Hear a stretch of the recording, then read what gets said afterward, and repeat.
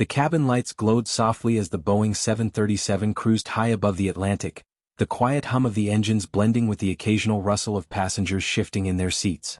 Amelia Hart adjusted her navy blue uniform jacket, smoothed her hair back into the bun she had perfected through repetition, and glanced around the cabin with the instinctive vigilance she had developed over 5 years as a flight attendant. It was an overnight flight, the kind where most passengers surrendered quickly to slumber, and the flight crew settled into their rhythm of quiet efficiency. Amelia loved her job, even if others sometimes dismissed it as simply handing out coffee and snacks. To her, being a flight attendant was about far more than serving. It was about safety, responsibility, and being the unseen link between the passengers and the complex machine that carried them through the skies. She moved down the aisle, checking on the passengers. A mother cradled a restless baby, rocking gently as Amelia offered a reassuring smile. A businessman leaned back with his laptop closed, finally surrendering to rest. A pair of college students whispered excitedly over a phone, their faces glowing with youthful energy. To Amelia, these people were more than just strangers. Each was someone trusting her and the crew with their lives. She never forgot that. At the back galley, she poured herself a small cup of coffee, savoring the familiar bitterness. Her fellow attendants, Carla and Jody, chatted quietly, discussing their plans for the layover once they reached London. Amelia smiled but kept mostly to herself, lost in the steady calm that always came after takeoff. It was, she thought, one of the best moments of the job, when the flight settled into its rhythm and the world below seemed so far away it almost ceased to exist. Up in the cockpit, the captain and first officer managed the aircraft with the usual professional focus. Amelia had spoken to them briefly during boarding, exchanging polite words and cheerful banter. The captain, a seasoned pilot named Douglas, was calm and confident, while the first officer, Rodriguez, was younger and eager, his smile bright beneath his headset. Amelia admired them in a distant way, respecting the weight of responsibility that sat on their shoulders. She never once imagined that responsibility could shift. That thought never crossed her mind, not until the moment when everything changed. About 2 hours into the flight, the unexpected began. Amelia had just finished helping a passenger adjust his blanket when she felt a sudden, unnatural jolt ripple through the plane. It wasn't turbulence, the kind she had felt countless times before. This was sharper, heavier, like the sky itself had shifted. Passengers stirred, a few gasps echoing in the dim cabin. Amelia steadied herself against the seat, forcing her voice calm as she reassured them. "It's all right, just a little bump." Yet even as she said it, she knew something was wrong. The intercom crackled and then fell silent. Usually, the captain would address turbulence, offer words of comfort. But there was nothing. Amelia exchanged a glance with Carla, whose cheerful face had drained of color. They both knew silence was more frightening than words. Amelia made her way toward the cockpit, her steps measured, steady, though her pulse quickened. She knocked gently at first, then with more urgency. No answer. That was not normal. Regulations forbade her from entering without authorization, but instincts drove her beyond rules. She keyed the emergency code and pushed the reinforced door open. The sight inside froze her. Captain Douglas slumped forward against the controls, motionless, while First Officer Rodriguez struggled, his face pale, his hands trembling as he fought to maintain control. Sweat poured down his brow, his lips muttering frantic words Amelia couldn't understand. The alarms in the cockpit filled the air with sharp, merciless tones. Amelia's breath caught as the reality sank in. The captain was unconscious.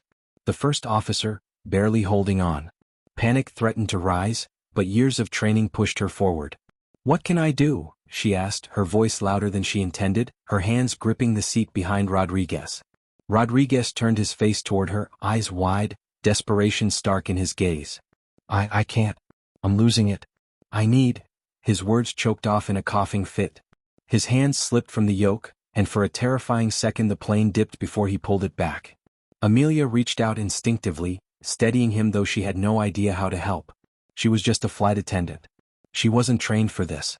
And yet, as the alarm screamed and the cockpit seemed to tilt into chaos, she realized that being just a flight attendant wasn't an option anymore. The radio crackled with a voice from air traffic control, calm yet firm, cutting through the panic like a lifeline. "Flight 382, this is New York Center, we're reading anomalies in your altitude. Do you copy?" Rodriguez pressed the transmit switch with a shaky hand, but no words came. His chest heaved, and Amelia realized with dawning horror that he was barely conscious himself. She leaned forward, her own hand trembling as she grabbed the radio. This "This is Flight Attendant Amelia Hart," she stammered, not even sure if she had the right to speak. "The captain is down, the first officer, he's not well. We need help." For a beat, silence reigned on the line, broken only by static. Then the controller's voice returned, calm but edged with urgency. "Copy that, Amelia. Stay calm. We'll guide you. Listen carefully." Amelia swallowed hard, her heart hammering. Passengers sat just beyond the door, unaware of the full extent of what was happening. Hundreds of lives rested now on her shoulders. The voice continued, steady and unwavering. "Amelia, can you hear me? We're going to need you to take control of the plane." Amelia froze at the words, her mind blanking as though the very idea had short-circuited her thoughts. Take control of the plane?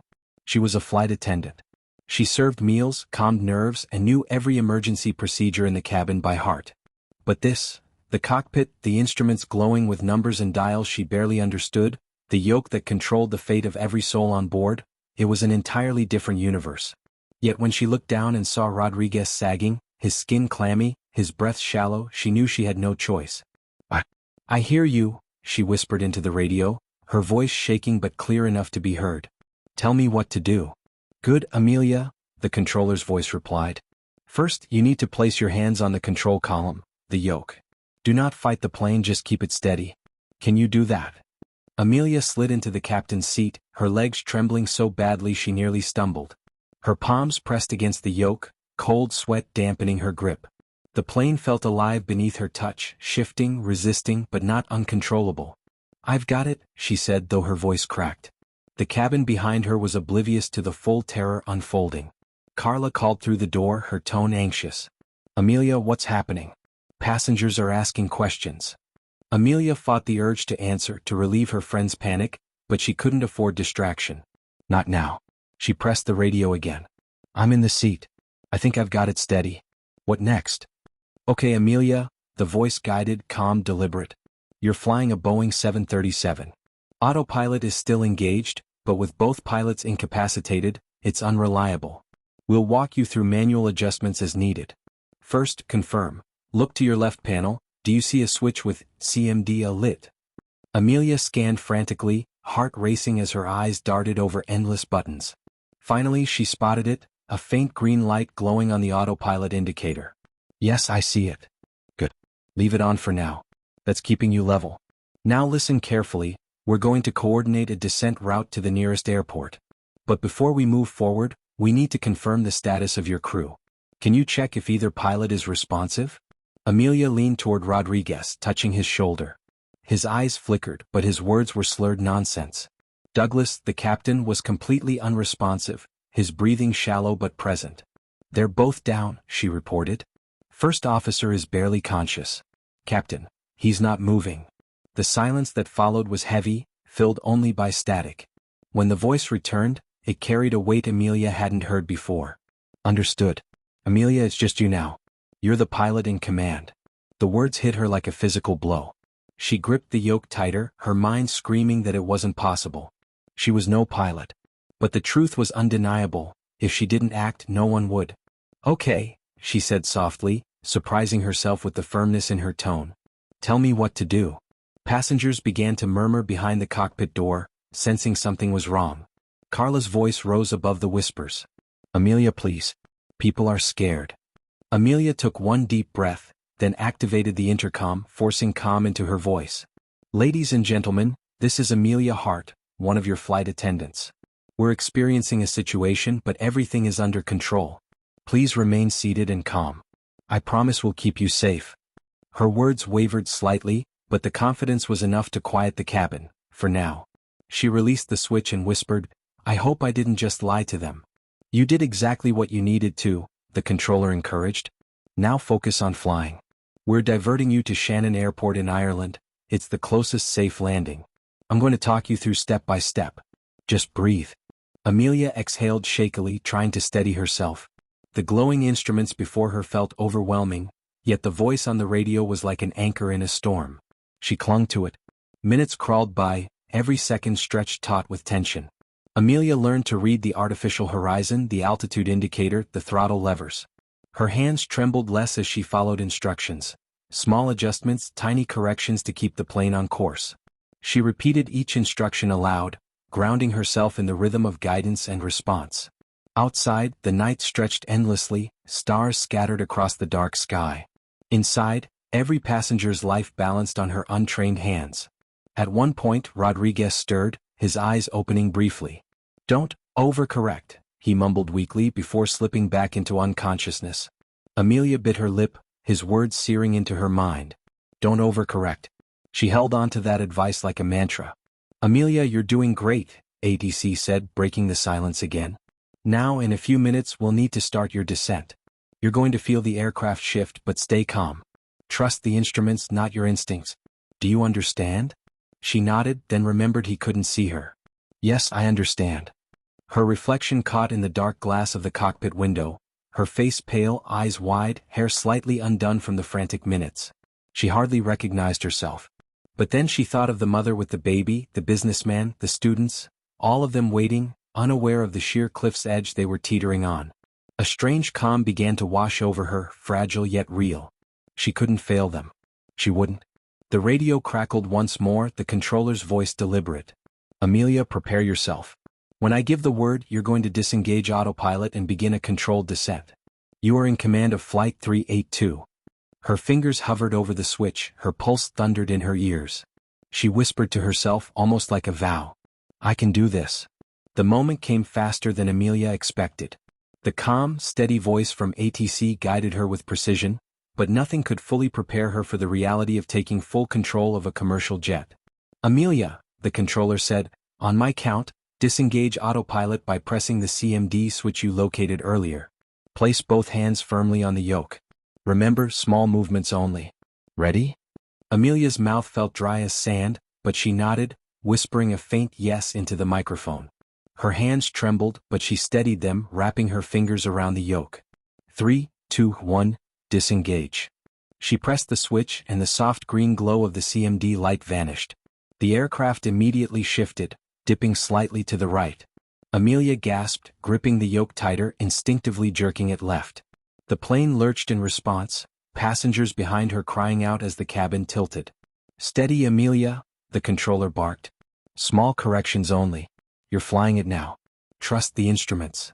She forced herself to loosen her grip, breathing hard, and made the tiniest adjustment.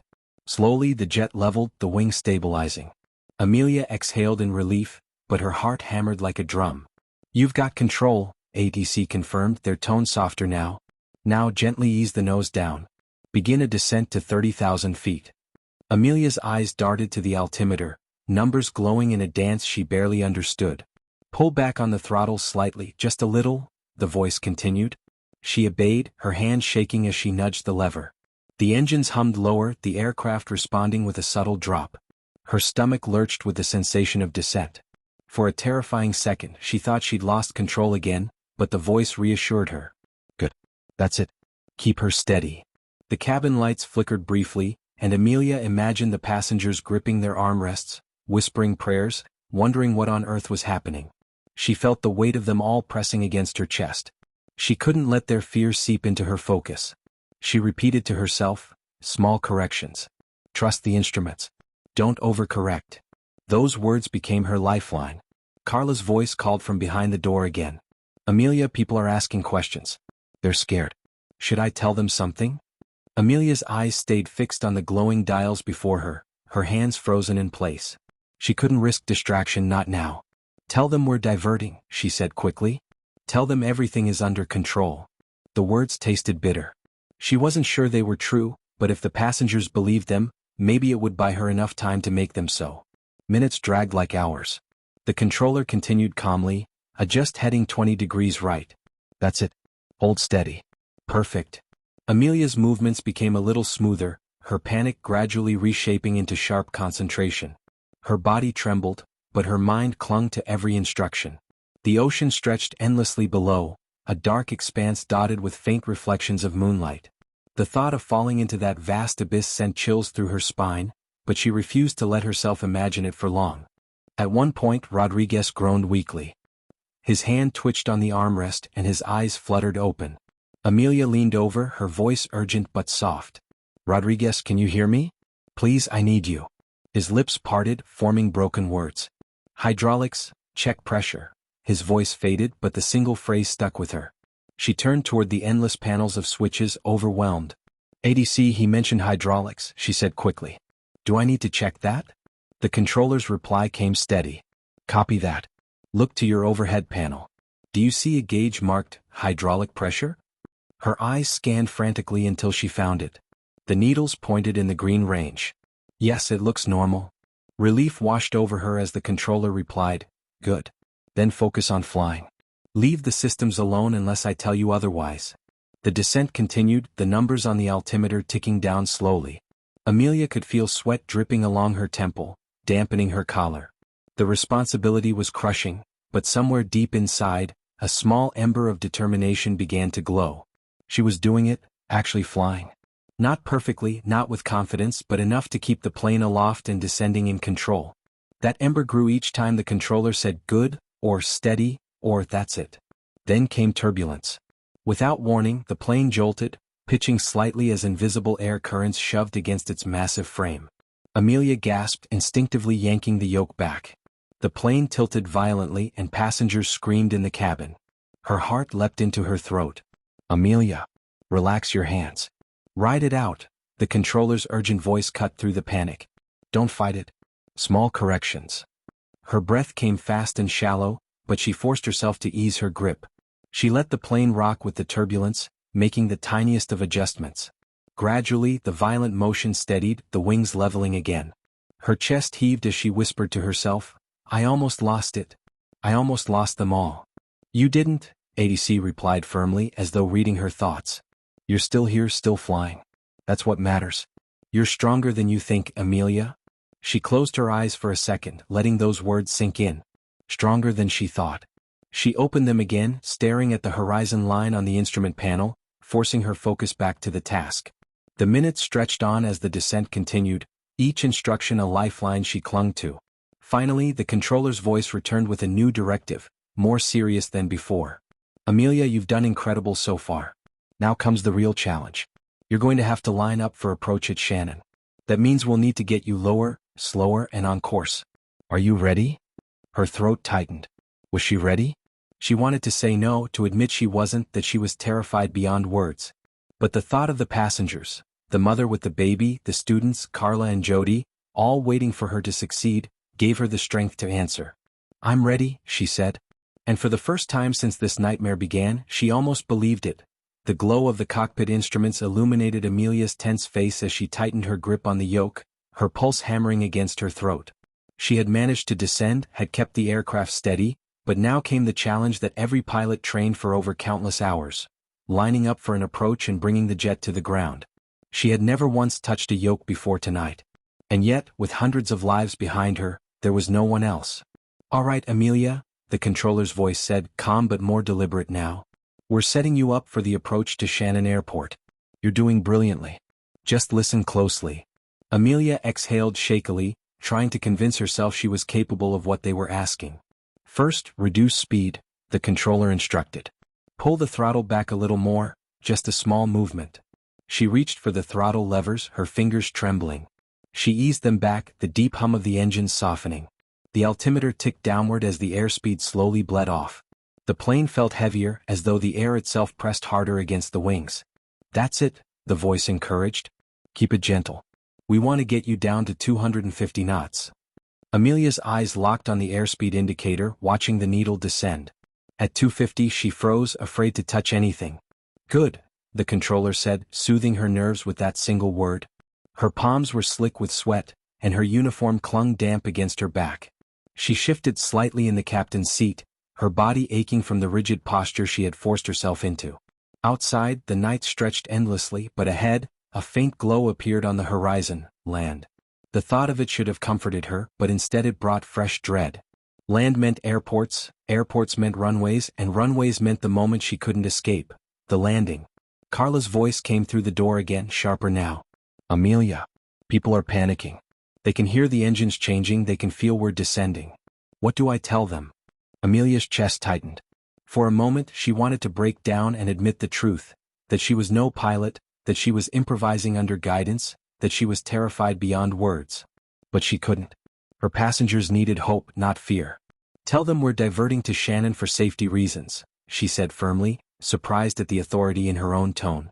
"Tell them the crew has everything under control." Her voice cracked slightly at the last word, but she forced herself to believe it. "Okay, Amelia," ATC continued, never breaking the rhythm of instruction.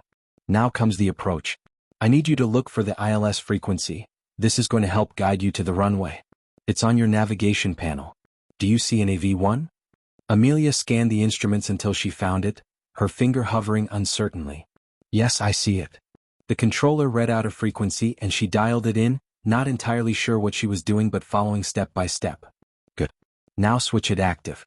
"That's it." A moment later, a new set of lines appeared on the instrument display, vertical and horizontal bars crossing in the center. "That's the localizer and glide slope," the controller explained. "When those bars are centered, you're lined up with the runway. That's going to be your lifeline in the next few minutes. Keep your eyes on it." Amelia swallowed hard, her throat dry, but nodded. Her heart raced as she realized she was now being guided directly toward a runway, like threading a needle at hundreds of miles an hour. The passengers behind her must have felt the descent deepen, because nervous chatter grew louder, seeping faintly through the cockpit door. A child began to cry. Amelia closed her eyes briefly, blocking it out. She couldn't think of them now, not directly. If she let herself dwell on their fear, her hands would shake even worse. Instead, she imagined one thing: the runway. A single strip of asphalt waiting in the distance. Her entire world shrank to that. The voice in her headset continued its calm cadence. "Lower the flaps one notch. That will give you more lift at lower speeds." Amelia found the flap lever, her hand shaking as she moved it to the first setting. A low rumble echoed through the fuselage as the flaps extended. The plane shuddered slightly but remained steady. "Perfect," ATC said. "Now lower the landing gear." Amelia hesitated, her breath catching. The landing gear. The signal to herself and everyone else on board that they were truly coming down. She grasped the gear lever and pulled it down. A heavy thump reverberated through the aircraft, followed by the faint hum of hydraulics. Lights on the panel turned green. "Gear down and locked," she reported, surprised at how natural the phrase felt coming from her lips. The plane continued its descent, the horizon creeping closer. Her eyes flicked between the glowing bars of the instrument display, the altimeter unwinding, and the airspeed needle dropping. "Good, Amelia," the voice encouraged. "You're lined up perfectly. Stay with it. Small corrections. Don't chase the bars, let them come to you." Her knuckles were white on the yoke, but her movements were smaller now, more controlled. For the first time, she felt a flicker of something she hadn't dared to believe in all night: control. She was truly flying. Not well, not expertly, but enough to keep hundreds of people alive. Then turbulence struck again. The jet jolted, wings rocking side to side.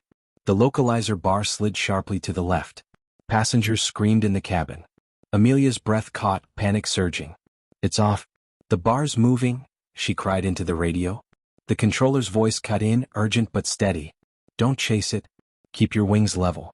Small adjustments. Trust it, it will come back." She fought every instinct to yank the yoke harder, instead forcing herself to breathe and make tiny corrections. Slowly, agonizingly, the bar drifted back to center. The wings leveled. Her chest heaved, tears stinging her eyes. "I can't do this," she whispered, her voice cracking. "I'm not a pilot." "Yes, you can," the voice answered firmly. "You are flying that plane, Amelia. No one else. You're doing it." She swallowed hard, blinking the tears away. Ahead, through the darkness, faint lights appeared, runway approach lights twinkling like a chain of stars guiding her home. For the first time all night, Amelia felt the faintest glimmer of belief. She wasn't safe yet. Not even close. But the runway was real, and it was waiting for her. The runway lights grew larger in the distance, faint sparks against the black horizon, but to Amelia they looked impossibly small, as if the earth itself was offering her the narrowest of lifelines. Every muscle in her body felt like stone, her fingers aching from clenching the yoke too tightly. She tried to loosen her grip, to breathe, but the thought of what was about to happen made her chest feel as though a heavy weight pressed against it. "Amelia," the controller's voice came through, steady and unwavering, "you're lined up well. You're doing everything right. Now we'll bring you lower. Reduce your speed to 170 knots. Her eyes darted to the airspeed indicator. She pushed the throttles back gently, the deep roar of the engines easing into a softer hum. The nose of the aircraft dipped slightly, the lights of the Irish coast coming clearer with each passing second. Amelia felt the sensation of sinking, a slow drop that made her stomach twist, but she clung to the glowing bars on the instrument display, adjusting only slightly when they drifted. The controller's calm voice guided her like a lighthouse in a storm. Keep your descent rate steady, Amelia. Don't overreact. Let the glide slope guide you down. Behind her, muffled voices rose. The passengers must have seen the landing gear lower, must have felt the shift in the aircraft's attitude. People would be praying, clutching armrests, whispering fears to one another. Carla's voice broke through again, this time firm with urgency. Amelia, they want to know who's flying the plane. What do I tell them? Amelia's breath caught. For a moment, she considered the truth, considered telling everyone that their fate rested in the hands of someone who had never flown before tonight. But then she remembered the crying baby, the nervous students, the countless faces she'd seen when she walked the cabin earlier. They needed calm, not terror. Tell them the crew is working together, Amelia said, forcing her voice steady. Tell them we're going to land safely.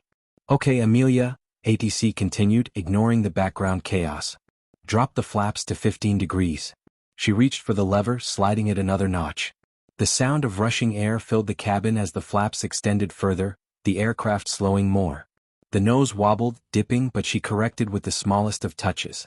Perfect, the voice said, encouraging her. You're on speed. On course. Just a little more to go. Her heart pounded so loudly she thought it might drown out everything else. The runway lights now stretched in a straight line ahead of her, growing larger, brighter. But they still looked far too narrow for the giant machine she was flying. How am I supposed to put this thing down? She whispered into the radio, her voice raw. One step at a time, the controller replied firmly. You'll flare just above the runway. I'll tell you exactly when. For now, stay focused on the bars. Keep them centered. Trust your instruments. The minutes crawled, each second heavier than the last. The plane descended, altitude bleeding away as they approached 10,000 feet. Amelia repeated each instruction aloud, grounding herself. Speed 170. Flaps 15. Gear down. On course. The repetition calmed her, turning chaos into a series of steps. Rodriguez stirred again, his voice weak but audible. Auto brakes. Set 2. Amelia looked wildly around, trying to make sense of his words. The controller quickly guided her. Lower panel marked auto brake. Turn the dial to 2. She found it and twisted the knob. Done. Rodriguez gave the faintest nod before slipping unconscious again. Amelia felt a pang of gratitude. He was barely there, but even in his state he was trying to help her. The radio crackled again. Amelia, you're at 5,000 feet now. Looking good. Lower flaps to 30. Her hand shook as she moved the lever. The drag increased, the nose dropping sharply. Passengers gasped behind her. She fought the yoke, making tiny adjustments until the plane stabilized again. Good recovery, the controller praised. Almost there. You're doing this, Amelia. You're flying like a pilot. Her eyes locked on the runway lights now glowing steadily in the distance. The sight was terrifying and beautiful all at once. It meant safety if she succeeded, or disaster if she didn't. I don't know if I can land this, she admitted in a whisper. Yes, you can, the voice answered firmly. Because you already are. The aircraft dropped through 3,000 feet. Alarms pinged softly, the automated voice calling out, approaching minimums. Amelia flinched at the sound, her nerves stretched to breaking. The controller's voice cut through firmly. Ignore the alarms. Focus. Stay steady. Her breathing grew ragged as sweat trickled down her temple, but her hands didn't let go of the yoke. The bars stayed mostly centered, the runway lights growing ever closer. The ground, once a distant shadow, was now taking form, fields, roads, clusters of lights. Reality pressed down on her. 2,000 feet, the controller called. Final stage, Amelia. Lower flaps to full. Speed to 140. Her throat tightened, but she obeyed, easing the throttles back and moving the flap lever to full. The nose wobbled again, but she corrected quickly. The aircraft slowed, heavy but steady. The runway lights now looked close enough to touch. Her entire body trembled, every nerve screaming with fear. She whispered to herself over and over, small corrections. Trust the instruments. Don't overcorrect. The mantra had carried her this far. It had to carry her the rest of the way. The radio crackled once more.